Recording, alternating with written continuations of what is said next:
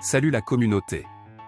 Aujourd'hui nous allons tous ensemble résoudre le problème de la pensée négative que nous avons tout le temps dans notre mental grâce aux méthodes de Sadhguru. Juste avant de rentrer dans le vif du sujet, n'hésitez pas à vous abonner pour ne pas rater nos prochaines vidéos. Il n'y a ni soustraction ni division dans notre mental. Il n'y a que l'addition et la multiplication. Je vais juste supprimer les pensées négatives et avoir des pensées positives. Bonne chance, ça ne va pas marcher. C'est juste que vous devez prêter un peu attention à son fonctionnement. Vous verrez qu'il y a une distinction entre ce qui est vous et ce que vous avez accumulé.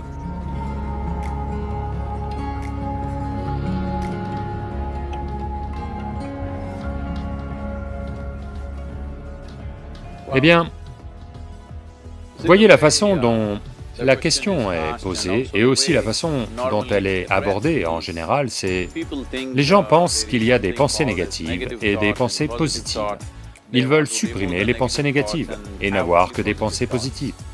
Ces gens-là, je leur demanderais de simplement faire une expérience pendant 10 à 15 secondes.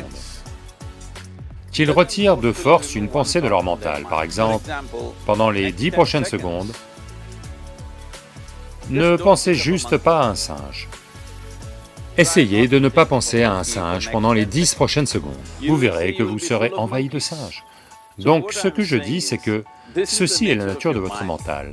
Parce que dans ce mental, les 3 pédales sont des accélérateurs. Il n'y a pas de frein, il n'y a pas d'embrayage. Quoi que vous touchiez, ça ne fera qu'accélérer. Dans ce genre de mental, les professeurs de morale et de religion ont appris aux gens « ne pensez pas aux mauvaises choses ». Eh bien, depuis, c'est un travail à plein temps. Donc, il n'y a pas moyen de gérer le mental comme ça, pas besoin d'une grande illumination.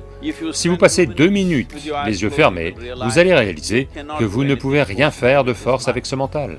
Donc, je veux supprimer les pensées négatives. N'allez jamais dans cette direction, parce que ce que vous voulez supprimer va devenir votre qualité, vous serez toujours dessus. Alors que faire? Le truc c'est ça. Sans comprendre la mécanique fondamentale de ce mental, parce que notre mental, le mental humain, est l'ordinateur le plus sophistiqué de la planète. Même tous les super-ordinateurs en sont sortis. Quand c'est le cas, n'est-il pas important que nous comprenions la mécanique de son fonctionnement?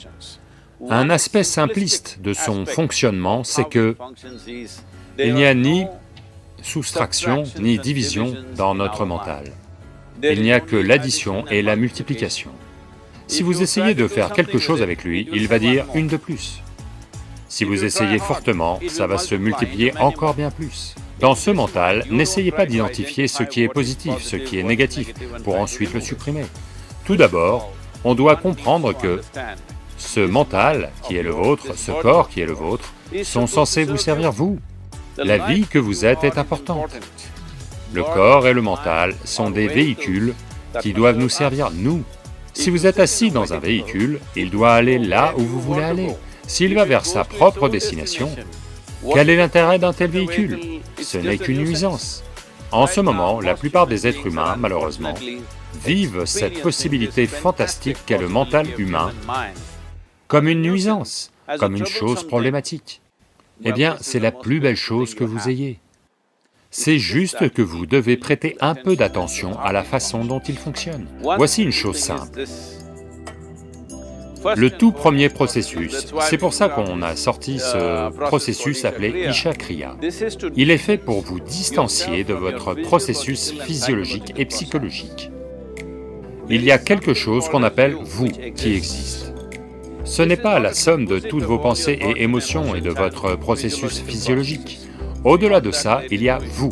Si vous fermez les yeux, même si vous ne pouvez rien voir, vous êtes toujours là. C'est par la fenêtre de vos yeux que vous regardez au dehors, mais si vous fermez les yeux, ça ne veut pas dire que vous n'existez pas, vous existez toujours. Donc au-delà de vos pensées, vous existez encore, au-delà de vos émotions, vous existez encore. Donc ce vous, la vie que vous êtes, cela doit entrer dans votre expérience. Pourquoi est-ce que vous ne permettez pas à cela d'entrer dans votre expérience alors que c'est l'aspect le plus important de qui vous êtes? Qui vous êtes en ce moment, l'aspect le plus important, c'est que vous et moi sommes en vie, là maintenant, c'est tout. Ce que je pense, ce que vous pensez n'est pas l'important. Nous sommes en vie en ce moment, c'est ça l'important. Donc, il est important que vous vous concentriez sur ce sentiment fondamental de vie en vous. Et alors, vous verrez qu'il y a une distance naturelle entre vous et votre processus de pensée. Une fois qu'il y a une distance entre votre processus psychologique et votre processus physiologique, c'est la fin de la souffrance, parce qu'il n'y a que deux sortes de souffrances traversées par les êtres humains, la souffrance physique et la souffrance mentale. Une fois que vous créez un peu d'espace entre vous et votre mental, entre vous et votre corps, c'est la fin de la souffrance.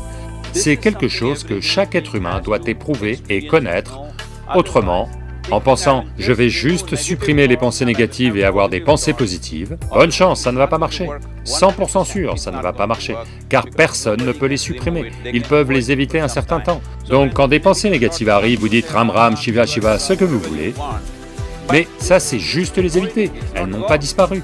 Dès que vous arrêtez ça, elles vont ressurgir avec beaucoup de force, autrement elles vont revenir dans vos rêves. Donc c'est très important.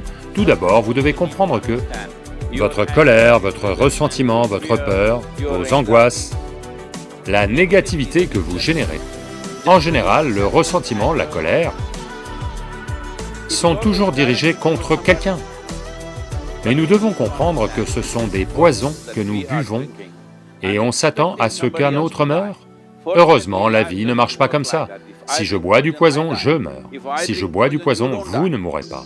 Donc, nous devons comprendre ça. Quand je dis poison, aujourd'hui, vous pouvez vous faire des analyses chimiques. En ce moment, vous avez certaines analyses de sang. 5 minutes de colère intense, vérifiez vos analyses et voyez, il y aura beaucoup d'éléments négatifs dedans, littéralement, vous vous empoisonnez. Donc, voulez-vous vous empoisonner? Certainement pas. Maintenant, la question elle-même vient d'une certaine détresse. Que faire? Ne faites rien. Asseyez-vous juste et préoccupez-vous simplement de quelque chose qui est le processus de la vie. Peut-être vos battements de cœur, peut-être votre respiration, peut-être juste la sensation d'être en vie. Selon votre niveau de sensibilité ou de perception, selon ça, trouvez quelque chose. Ça pourrait être une sensation dans le corps, ça pourrait être la respiration, ça pourrait être un battement de cœur, ça pourrait être n'importe quoi. Quelque chose qui vous indique la vie, prêtez simplement attention à ça. Pendant un certain temps, lentement, vous verrez, il y a une distinction entre ce qui est vous et ce que vous avez accumulé, qui comprend vos possibilités physiologiques et psychologiques. Possibilités ou pagailles, selon ce que vous en avez fait.